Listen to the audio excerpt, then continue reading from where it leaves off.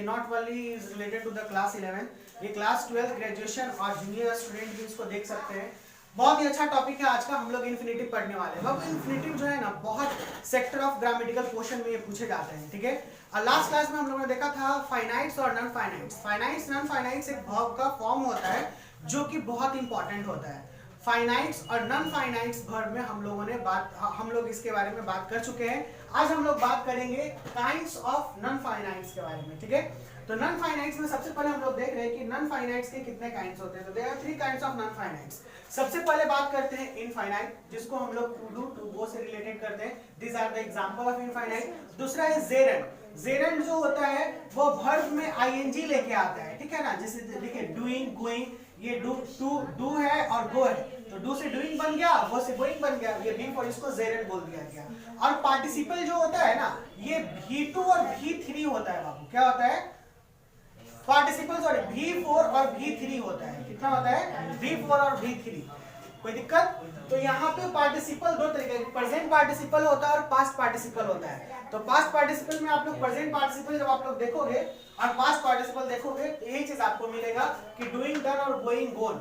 हम लोगों ने एक वर्ब फॉर्म में हम लोगों ने देखा था कि गो को स्टार्ट किया था, गो, वेंट, गोन और गोइंग, गोज, ठीक है। ये वर्ब का 5 रूप था। तो वर्ब के 5 रूप में ये सबसे पहला जो था वो गो था। क्या था? गो।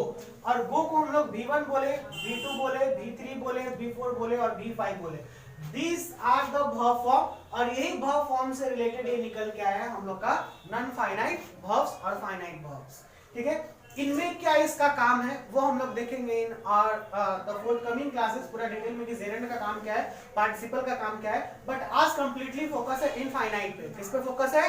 इनफाइनाइट। तो इनफाइनाइट में जब हम लोग बात करेंगे तो infinite is the base form of a, हम लोग बात करते हैं V1 से रिलेटेड होता है, और V1 जो होता है उसको बेस फॉर्म या फिर रूट फॉर्म भी बोलते हैं हम लोग। ये हम लोगों ने पढ़ रखा था लास्ट क्लास में जब हम वर्ब पढ़ रहे थे तब।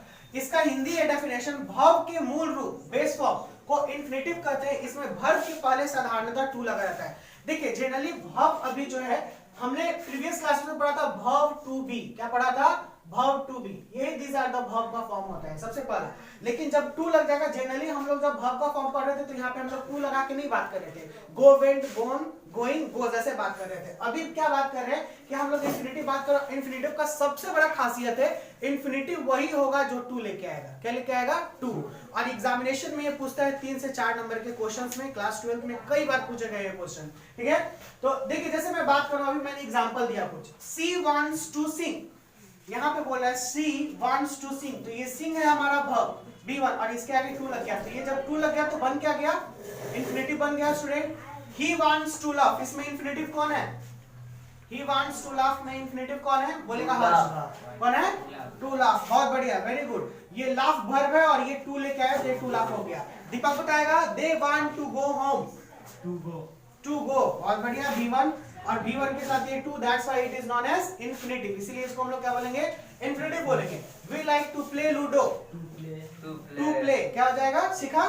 To play. We like to play ludo, तो टू प्ले हो गया। लेकिन कुछ इसके एक्सेप्शंस भी है बाप। एक्सेप्शन यानी मैंने नोट में भी बात किया कि जनरली इन्फिनेटिव के पहले टू का प्रयोग किया जाता है। जनरली यानी साधारणतः मोस्ट ऑफ वर्ब अगर V1 होगा केवल वहां पे तो हम लोग टू का प्रयोग करेंगे, वो निश्चित है। साधारणतः इसका यूज होता है, किंतु कभी कभी टू लुप्त रहता है। लुप्त करने के बाद हाइड हो जाता है यानी खत्म हो जाता है, वहां पे वो नहीं रहेगा। और नहीं रहेगा उसके बाद हम क्या बोले? इन्हें बेर इन्फिनेटिव कहते हैं। अगर जब टू लेके नहीं आएगा तो उसे कैसा इन्फिनेटिव कहेंगे? बेर। बेर का मतलब उसके बिना, ठीक है ना, यानी खाली, यानी वर्ब किसके आया? खाली आया, यानी बेर इन्फिनेटिव कहा गया। जैसे मैं यहाँ पे बात करूँ, आई हियर हिम रन, ठीक है ना। आई हियर हिम रन में यहाँ पे देखिए वर्ब कौन है? वर्ब है यहाँ पे रन। ये टू लेके आया है क्या? टू लेके नहीं आया, तो इसको हम लोग क्या बोलेंगे? बेर इन्फिनेटिव बोलेंगे। क्या बोलेंगे? Bare infinitive. He made me to go, देखिए ही मेड मी गो, देखिए यहाँ पे टू है क्या? टू नहीं है, तो ये क्या कहलाएगा? बेर इन्फिनेटिव कहलाएगा। यानी it's mean it's a complete sentence, accurate है, लेकिन ये टू लेके नहीं आया है और लगा है क्या? V1। जनरली V1 हमेशा टू लेके आता है, लेकिन कभी कभी V1 कोई सेंटेंस में टू लेके नहीं आएगा और वहां पे नहीं लगाएंगे। एग्जामिनर आपको यहाँ फंसाएगा। कहाँ फंसाएगा? यहाँ फंसाएगा। We saw her fall. Fall आपका V1 है ना। लेकिन इसके आगे टू नहीं लगा। बेर infinitive they was just play, play क्या है, प्ले V1 है लेकिन टू लेके नहीं आती, ये क्या कहलाएगा, बेर इन्फिनेटिव कहलाएगा। क्या कहलाएगा, बेर infinitive. Babu in the next note 2, इन सब वर्ब के बाद बेर इन्फिनेटिव लगता है, यानी कौन सा वर्ब के बाद, मेक के बाद, गुड मॉर्निंग, मेक के बाद, हेल्प के बाद, सी के बाद, हियर के बाद, वॉचफुल, नो, ये सब के बाद क्या लगता है, बेर इन्फिनेटिव, ठीक है ना। ये सब के बाद क्या लगता है, बेर इन्फिनेटिव। बेर इन्फिनेटिव करने का मतलब these are the verb that used without to, ये ऐसे वर्ब हैं जो बिना टू के इस्तेमाल किए जाते हैं। ये एकदम माइंड में रख लीजिएगा और डाल लीजिएगा, कोई डाउट। नेक्स्ट आते हैं नोट 3 पे। इन्फिनेटिव एक नाउन भी, इन्फिनेटिव एक नाउन के समान इस्तेमाल होगा वाक्य में, तो नाउन के समान में सब्जेक्ट, ऑब्जेक्ट और कॉम्प्लीमेंट बन के आएगा। देखिए हम लोग जानते हैं कि सब्जेक्ट के 3 पार्ट, सॉरी सेंटेंस के 3 part, subject, verb plus object. तो हम लोगों ने वर्ब के बारे में पढ़ा है, लेकिन यही वर्ब एज अ सब्जेक्ट के रूप में काम करता है, फिर ये ऑब्जेक्ट के रूप में काम करता है और फिर ये कॉम्प्लीमेंट के रूप में भी काम करता है, ठीक है। सब्जेक्ट के बारे में हम लोग जानते हैं, सब्जेक्ट को बोलते हैं कर्ता, ऑब्जेक्ट को बोलते हैं कर्म और कॉम्प्लीमेंट को बोलते हैं पूरक। क्या बोलते हैं, पूरक। हिंदी में बाउंस कर रहा है क्या, नहीं ना, बहुत बढ़िया, ध्यान दीजिए। तो इन्फिनेटिव एक नाउन के समान वाक्य में सब्जेक्ट, ऑब्जेक्ट और कॉम्प्लीमेंट का कार्य करता है, यानी ये वर्क करेगा। कैसे होगा, to tell a lie is a sin. बाबू यहाँ देखिएगा, टेल है क्या, टेल क्या है, टेल यानी पूछ वाला टेल नहीं, ये टेल कहने वाला टेल। और ये कहना जिस वर्ड के अंत में ना रहेगा वो क्या कहलाएगा, वर्ब कहलाएगा।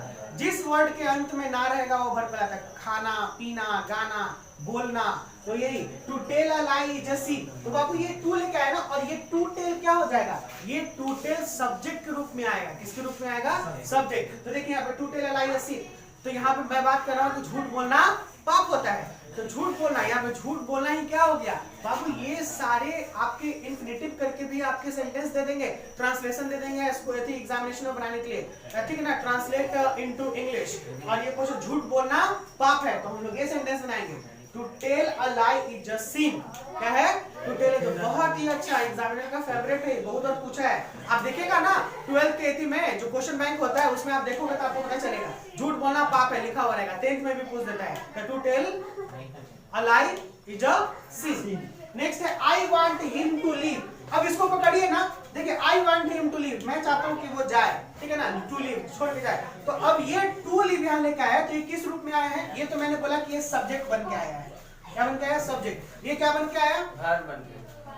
वर्ब तो है ही है, लेकिन क्या बन के आया, सब्जेक्ट, ऑब्जेक्ट। क्या क्या सीखा, बोलिए ऑब्जेक्ट। कितने लोग सहमत है, I want him to leave, object बन के आया है। हाँ क्या बन के आया, पक्का लॉक कर दे बाबू, एकदम सही। ये क्या बन के आया है, ऑब्जेक्ट बन के आया है, क्योंकि वर्ड के लास्ट में subject plus verb plus object, last में क्या होता है, ऑब्जेक्ट टू लीव। और यहाँ पे देखिएगा he is to start tomorrow, ठीक है ना, यहाँ पे ये टू स्टार्ट, ये क्या है, यही है ना इन्फिनेटिव। ये क्या बन के आया है, वर्ब बन के। क्या बन के आया है, तो वर्ब बन के आया, लेकिन है क्या ही, लास्ट में एक चीज बचा, वो बचेगा क्या, कॉम्प्लीमेंट, ठीक है ना, ये कॉम्प्लीमेंट बन के आया है। क्या बन के आया है, complement. So student, this is the class of today, is the infinitive class. Infinitive हम लोगों ने जाना, एक बार पूरा समअप कर देता हूँ। इन्फिनेटिव हमेशा V1 के साथ टू लेके आएगा, उसी को हम लोग इन्फिनेटिव बोलते हैं। इन्फिनेटिव जो होता है वो सब्जेक्ट भी होगा बाबू, ऑब्जेक्ट भी होगा और